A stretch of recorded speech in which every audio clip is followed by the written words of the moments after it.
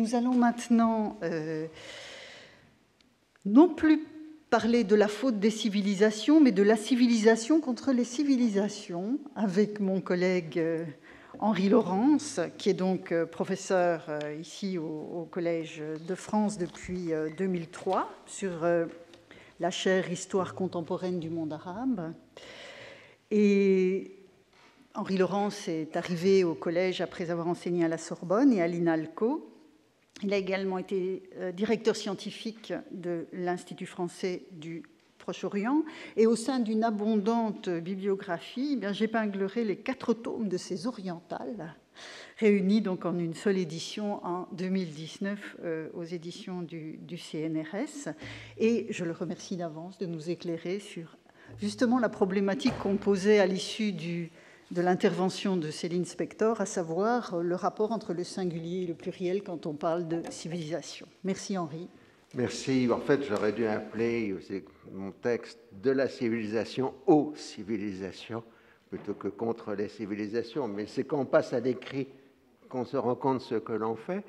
Alors là, maintenant, on provient à l'histoire, ce qui me permet d'être dans la continuité des interventions qui étaient fondée sur d'autres disciplines.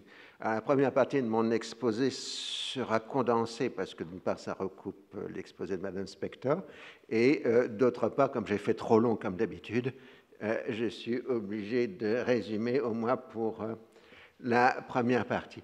Alors, la première idée, ce qu'on a appelé les grandes découvertes, ce qui est évidemment un peu choquant pour les gens qui existaient avant d'être découverts,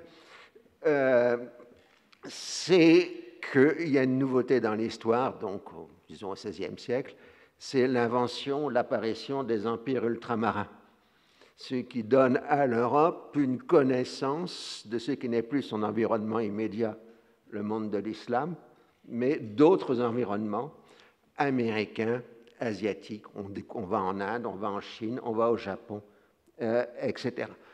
Ceci combiné à l'immense travail d'accumulation des connaissances permis par l'imprimerie se retrouve évidemment dans les Lumières.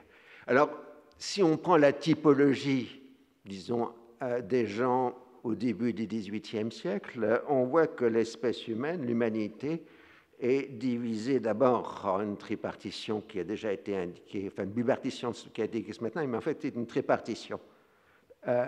L'humanité se divise en sauvages, ce que nous appelons aujourd'hui les chasseurs-cueilleurs, en barbares, ce que nous appelons aujourd'hui les éleveurs, puisque pour les gens du XVIIIe siècle, les barbares sont essentiellement les peuples des steppes, comme cela a été indiqué tout à l'heure, et aussi les orientaux. Les orientaux sont ceux qui ne sont pas européens, mais qui sont civilisés, puisque le terme de civilisé est utilisé bien avant le terme de civilisation. Alors, je passe sur le fait que l'expansion européenne en Amérique a été construite comme une projection de l'Europe, un dédoublement de l'Europe, comme le montre le vocabulaire, Nouvelle-France, Nouvelle-Angleterre, Nouvelle-Espagne, New York, Nouvelle-Amsterdam, ainsi de suite, même si évidemment le dédoublement de l'Europe n'est pas possible et qu'on crée de nouvelles sociétés. Alors, comme on l'a indiqué tout à l'heure, l'émergence du mot civilisation lui-même est dans une logique de mouvement de l'histoire, c'est-à-dire de progrès de l'esprit humain, qui est caractéristique de la seconde moitié du XVIIIe siècle. Ce qui explique d'ailleurs pourquoi le mot civilisation est absent chez Montesquieu, Voltaire et Rousseau. On a fait des fausses attributions parce que des éditions du XIXe siècle ont mis le mot civilisation dans des sous-titres, mais en fait, ce n'est pas vrai. Il n'est même pas chez Turgot, et donc c'est bien évidemment Mirabeau, comme on l'a vu tout à l'heure. Et dès lors, va se passer une combinaison de deux choses extrêmement différentes dans la seconde moitié du XVIIIe siècle. D'une part, vous avez la notion de progrès de l'esprit humain et d'autre part, un basculement géopolitique. Dès 1750, on a le sentiment que l'histoire européenne du Nouveau Monde est terminée et que l'Europe va se tourner vers l'Ancien Monde. Ceci s'explique sur deux choses. D'une part, la France perd le Canada dans la guerre de 7 ans, mais d'autre part, l'Inde, à la bataille de Plassey en 1757, montre qu'une petite armée encadrée d'officiers européens peut détruire toutes les armées asiatiques. Et donc l'Angleterre fait la conquête du Bengale et donne le signal d'une réorientation de la colonisation européenne, de l'expansion européenne vers l'autre monde. Mais le problème, c'est qu'on ne peut pas le faire sur le mode américain. On ne peut pas se dédoubler et on ne peut pas christianiser des gens qui sont indiens, musulmans, chinois, etc. D'où toute une discussion qui a lieu dans les années 1770-1780, qui est comment aller vers l'Orient, en quelque sorte, en modulant de façon autre l'expansion européenne. Et le mot civilisation n'est pas vraiment encore utilisé à ce moment-là, c'est qu'on a surtout l'idée que l'Orient devient brusquement un passé dans le présent. C'est-à-dire que ce que nous voyons en Orient, disent les voyageurs vers 1780, c'est ce que nous étions il y a quelques siècles. Mais la corollaire, c'est par exemple chez Condorcet, c'est que si l'Orient est un passé dans le présent, l'Europe est le futur de l'Orient. Et donc cette double opération se fait entre 1770 et 1790. Alors le terme le plus utilisé à l'époque, c'est celui des sciences et des arts. C'est le terme beaucoup plus que civilisation, c'est la marche des sciences et des arts. Et dès 1780 se met en place ce que j'ai jadis appelé le Club Méditerranée de l'histoire de la civilisation. Le Club Méditerranée, c'est que les sciences et les arts sont nés en Égypte sous forme de sagesse. Ensuite, ils sont passés aux Grecs et aux Romains sous forme de civisme, puis aux Arabes sous forme de science, et ensuite l'histoire de l'Europe est la récapitulation inverse, c'est-à-dire que les sciences sont arrivées par les Arabes, que nous arrivons au civisme, c'est-à-dire à la Révolution française. Ça explique la vogue de Plutarque dans les années 1770-80, dans la génération qui va faire la Révolution française. Et au-delà, on va retrouver la sagesse, ce qui sera l'un des sens très nombreux de l'expédition d'Égypte, sur laquelle j'aurai l'occasion de revenir tout à l'heure.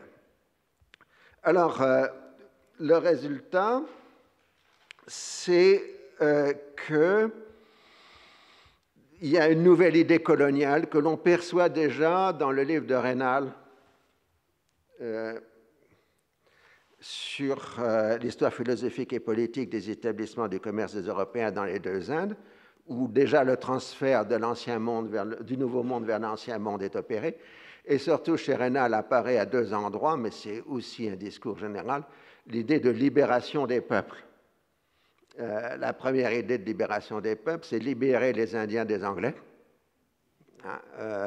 Et donc, il faudrait peut-être que les Français, éventuellement, aillent libérer l'Inde de la domination britannique. Alors, c'est tous les contacts avec Tipu Saïb, etc., le rôle d'Anctine Duperron sur ce point.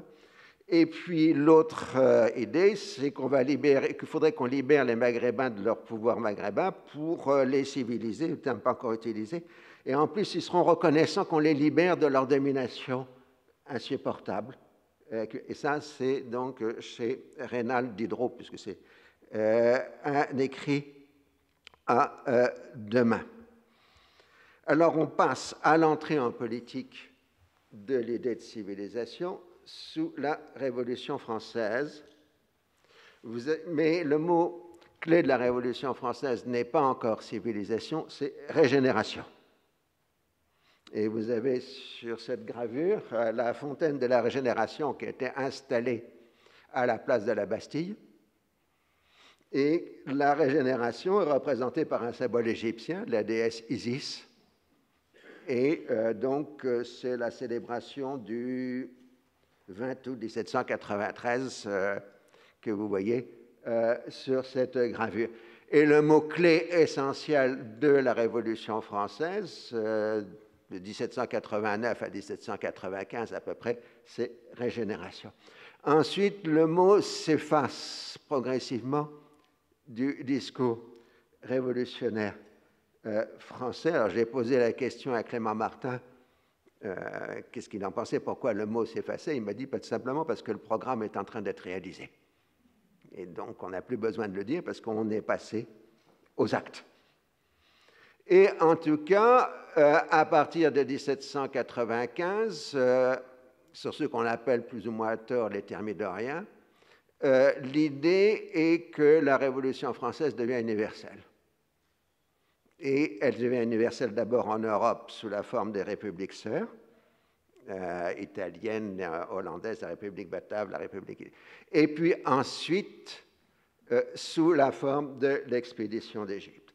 Et l'expédition d'Égypte est la civilisation en marche, puisque Alors, vous voyez d'abord le frontispice de la description d'Égypte qui montre très bien ça. En haut, je n'ai pas de pointeur, malheureusement. Sur le haut, les dames qui sont derrière le Bonaparte à cheval à poil, ce sont les sciences et les arts. Le bon Bonaparte à cheval, de façon son char, et en face de lui, les barbares orientaux. Bon, c'est une gravure de 1820, 1815-1820, mais ça montre toute l'idéologie de l'expédition. Mais l'expédition d'Égypte et une autre gravure, une autre gravure le montre ici, c'est la même à peu près que celle qui a été montrée à l'instant. L'expédition d'Égypte, c'est le combat pour la domination du monde entre la France et la Grande-Bretagne. Donc, vous voyez, cette bataille à coups de poing entre l'anglais et le britannique. Alors, en 1798, le mot civilisation entre pour la première fois au dictionnaire de l'Académie française. Action de civiliser ou état de ce qui est civilisé, ça c'est le magnifique problème des définitions de dictionnaire. Mais surtout, il entre dans l'histoire le 4 Messidor en 6, 22 juin 1798, dans l'ordre du jour de général Bonaparte, à la veille du débarquement à Alexandrie. Soldats, vous allez entreprendre une conquête dont les effets sur la civilisation et le commerce du monde sont incalculables. Et à partir de ce moment-là, le mot civilisation entre périodiquement dans le discours, y compris chez les officiers, comme se montre ce toast du 13 Vendémiaire en 7, 4 octobre 1798, dans un banquet républicain, à la civilisation de l'Égypte. Nous donnons au monde le premier exemple d'un législateur conquérant. Jusqu'à nous, les vainqueurs avaient toujours adopté les lois des vaincus. Remportons sur eux le triomphe de la raison, plus difficile que celui des armes, et montre-nous autant supérieurs aux autres nations que Bonaparte l'est de Genghis, c'est-à-dire de Genghis Khan. Alors, je passe ensuite. Le mot civilisation est un mot-clé des idées napoléoniennes. Vous le trouvez périodiquement dans les déclarations impériales, par exemple au moment du blocus continental. Il sert de justification à la conquête de l'Espagne et de l'Italie du Sud, parce que déjà ces régions sont considérées sous-civilisées en quelque sorte par rapport à la France. Et déjà, en 1812, la campagne de Russie est une guerre de la civilisation contre la barbarie russe. Et là, ça nous ramène à l'autre point essentiel, l'interrogation des Lumières sur la Russie.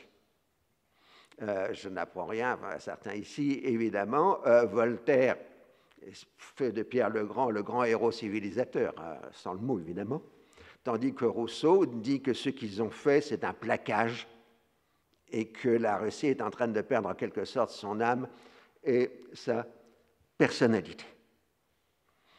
D'où ensuite la réaction allemande à la domination napoléonienne.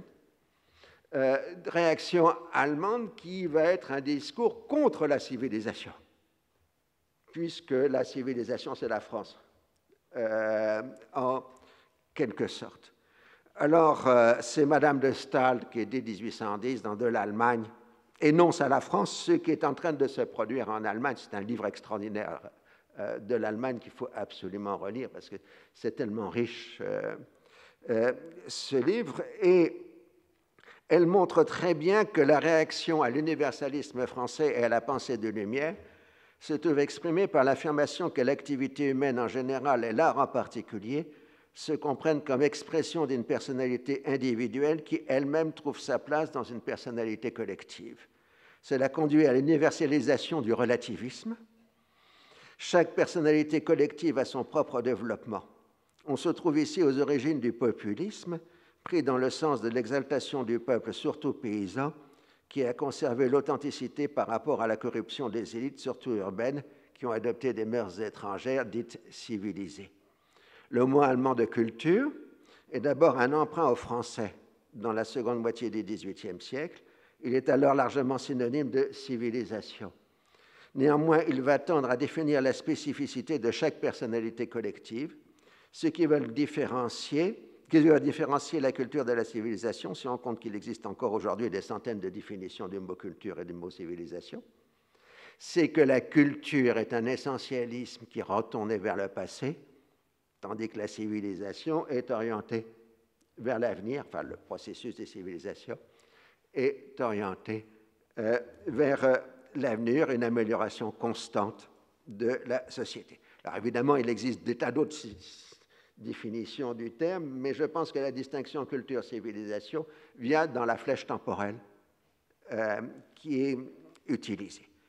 Alors l'étape suivante, c'était Madame de Staël, quand même, il faut la montrer. L'étape suivante, évidemment, c'est Guizot dans l'histoire générale de la civilisation en Europe. Texte absolument essentiel qui sera très rapidement traduit dans des langues comme le turc et l'arabe et qui aura une énorme influence justement à l'extérieur de l'Europe. Et donc, dans ses leçons, c'est lui qui dit « Quand on regarde aux civilisations qui ont précédé celles de l'Europe moderne, soit en Asie, soit ailleurs, y compris même la civilisation grecque et romaine, il est impossible de ne pas être frappé de l'unité qui y règne.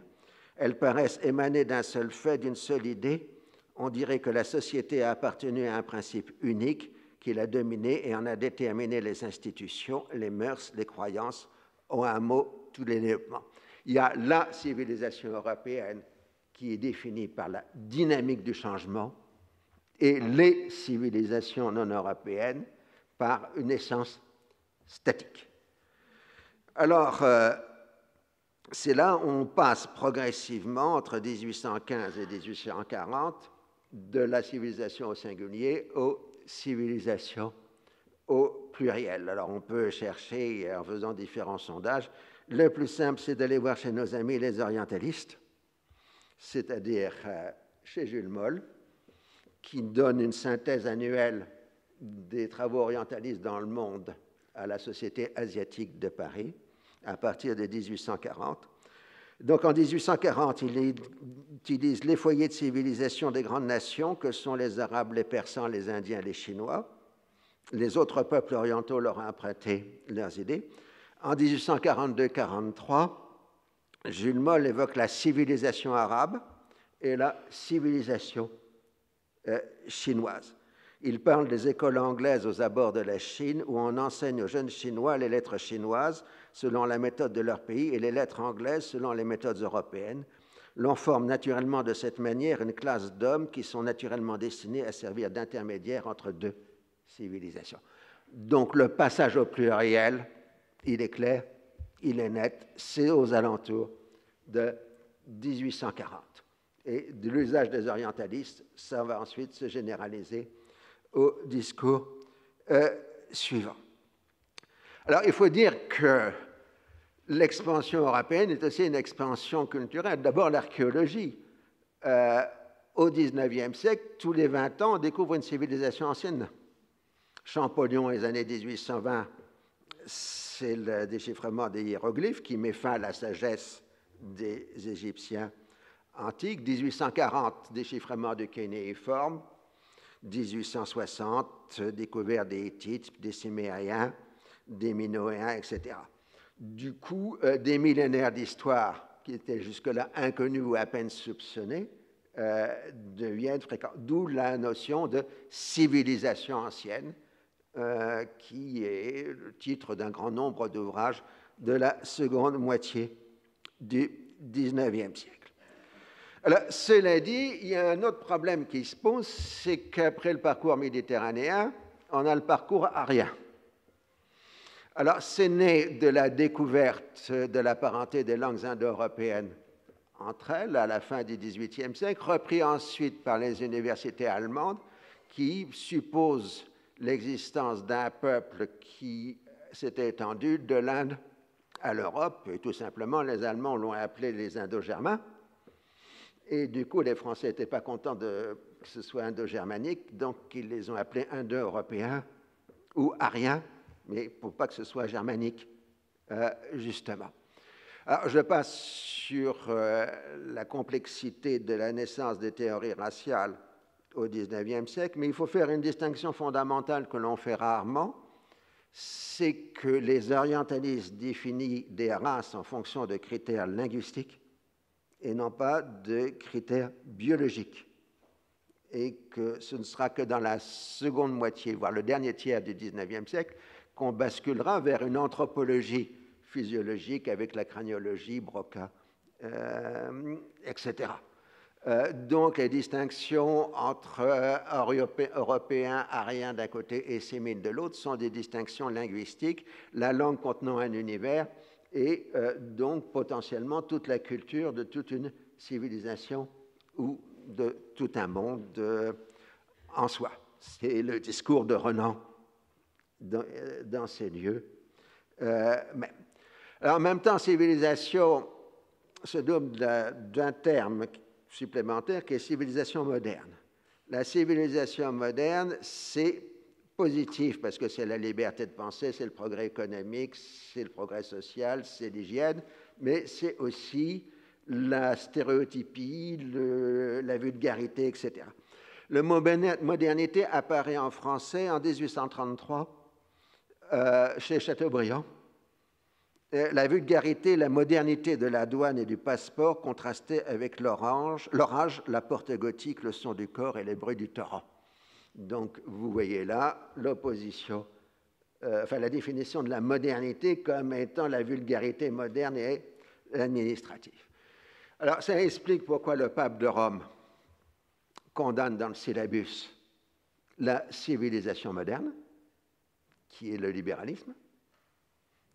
Mais en revanche, les missions catholiques dans le monde se font les héros de la civilisation chrétienne et vont dire que toute la civilisation est un produit du christianisme. D'où vous avez en fait un conflit entre laïcs et religieux pour savoir à qui appartient la civilisation à travers le XIXe siècle. Alors on peut avoir quelque chose d'assez exceptionnel comme la guerre de Crimée, où vous avez ainsi sur cette médaille la reine Victoria, l'empereur Napoléon III et le sultan Abdelmejid, qui sont protégés par Dieu et défenseurs de la civilisation, évidemment, contre l'ennemi russe et orthodoxe. C'est quand même assez typique de la seconde moitié du XIXe siècle. Alors, civilisation et différence, il y a déjà, dès la fin du XIXe siècle, la peur du retour, du choc en retour, qui se manifestera jusqu'à aujourd'hui par le danger, en particulier de la pérille jaune. Alors, puisque le Collège de France fait de la bande dessinée, je me permets quand même de donner Edgar Pierre Jacob, Secret de l'Espadon, où les Tibétains détruisent la civilisation occidentale, ceci dans le second après-guerre. Voilà. Alors, tout le débat de la seconde moitié du XIXe siècle sera: est-ce que la civilisation occidentale ne fait qu'un simple plaquage sur les civilisations, ou est-ce que ces civilisations sont en train de s'occidentaliser? C'est le problème de la famille Fenouillard quand elle se rend en 1889 au Japon. D'abord, elle s'habille de vêtements japonais pour ne pas se distinguer des autochtones. ces peuplades sauvages et peu civilisées, dit le texte. Mais le problème, c'est que ces peuplades sauvages semblent singulièrement civilisées. Et en revanche, M. Fenouillard retriomphe parce qu'il y a quand même des indigènes qui portent l'habit indigène et pas l'habit européen.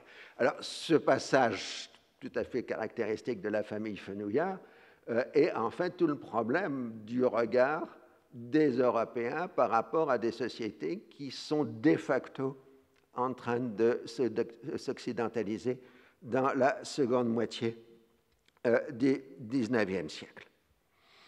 Alors, ça donne le sens, d'une part, de la mission civilisatrice française, qui pense que les indigènes vont accéder à l'universel par le biais de la culture française, donc par un mécanisme d'assimilation, par rapport au différentialisme britannique, qui, lui, pense que les indigènes devront mijoter dans leur jus pour accéder progressivement à la modernité. Et c'est donc la différence entre la mission civilisatrice et le fardeau de l'homme blanc, même si les choses se brouillent ensuite après la Première Guerre mondiale. Alors, je rappelle que la Première Guerre mondiale, c'est la grande guerre pour la civilisation contre la barbarie germanique.